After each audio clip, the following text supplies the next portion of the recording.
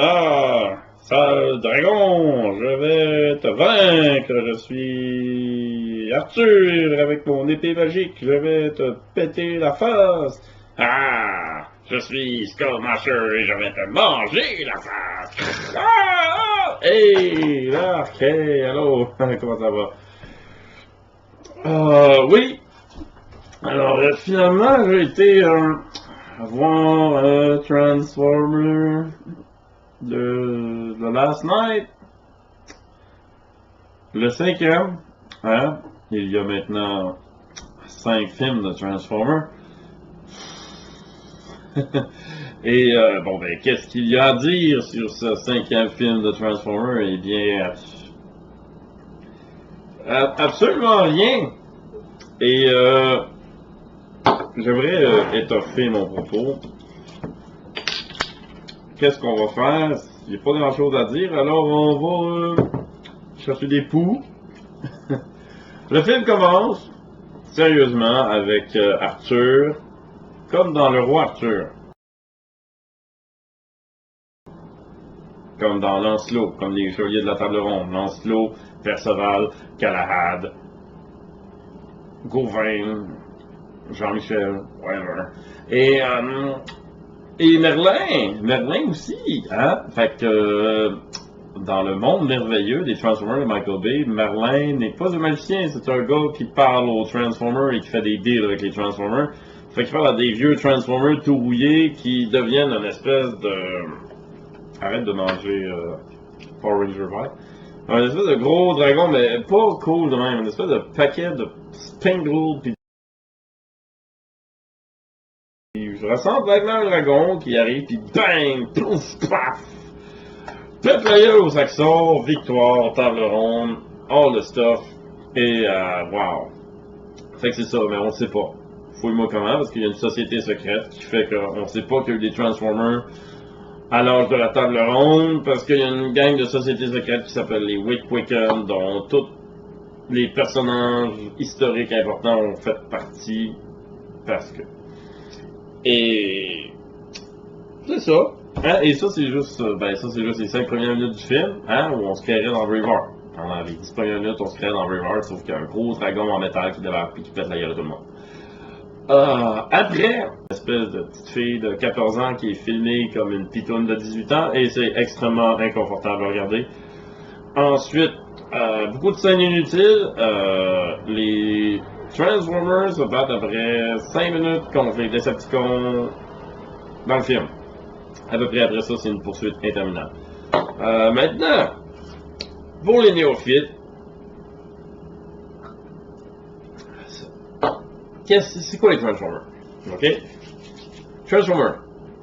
Les Autobots, les Decepticons, hein? Puis ils se battent.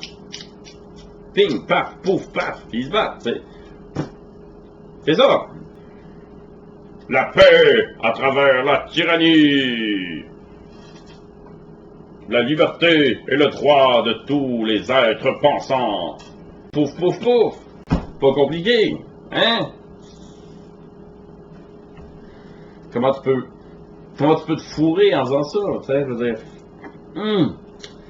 Fait que c'est ça, fait qu'on suit nos humains. Kate Yeager, qui ça a l'air que c'est son dernier film, parce que Michael Bay c'est son dernier film. Dieu soit loué. Et Mark Wahlberg a dit que si Michael Bay s'en allait, lui aussi s'en allait, on s'en... Bye, Kate Yeager, ton personnage n'était pas intéressant de toute façon. Aussi, une autre affaire, c'est encore le gag des vieux Transformers que je suis pas capable. Vieux Transformers. On va en Angleterre, il y a des vieux Transformers qui sont séniles.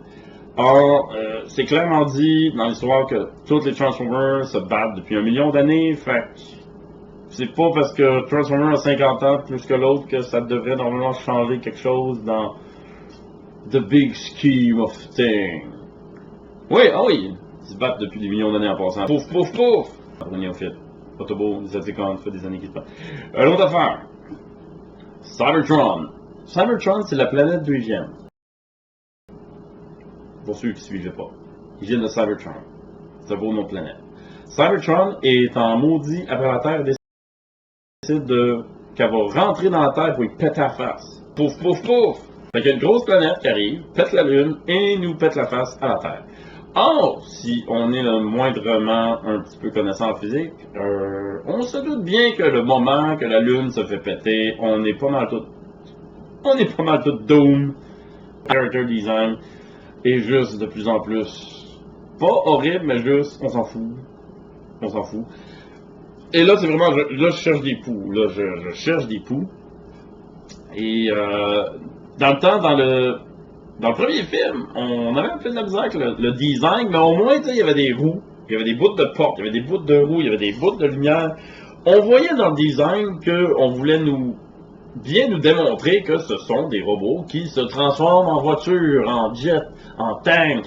On voyait les morceaux de tank sur les robots, on voyait les roues, puis c'était ingénieux comme design, puis on y croyait. À ce temps, c'est comme, regarde, le robot, regarde là tout ça, puis oui, il se transforme en char, regarde.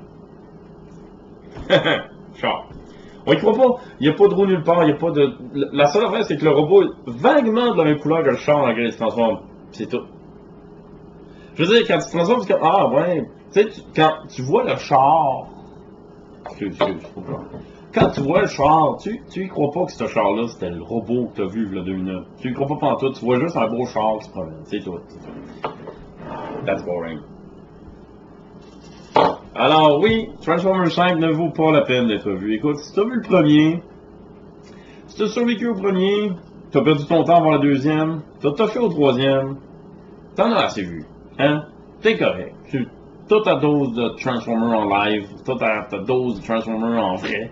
T'as pas besoin de te taper celui-là, tu peux dormir tes oreilles. Va voir Baby Driver à la place ou garde ton argent pour Spider-Man Homecoming qui peuvent juste être meilleurs. Alright? Hein? Alright, Mac? Alright, tout le monde? Hein? Sauvez votre argent.